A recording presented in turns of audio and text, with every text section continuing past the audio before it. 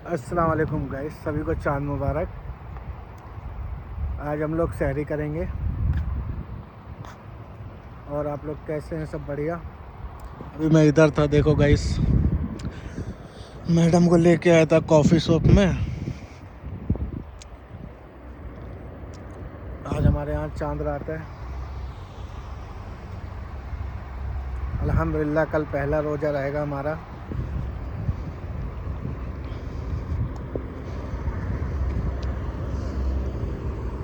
आप लोगों का कल सहरी होगा गाइस।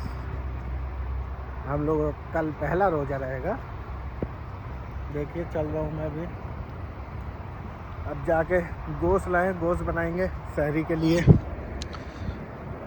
गोश्त बनाएंगे, सहरी में खाएंगे। फिर उसके बाद अल्हम्दुलिल्लाह कल हमारा पहला रोज़ा रहेगा। अल्हम्दुलिल्लाह अल्हम्दुलिल्लाह।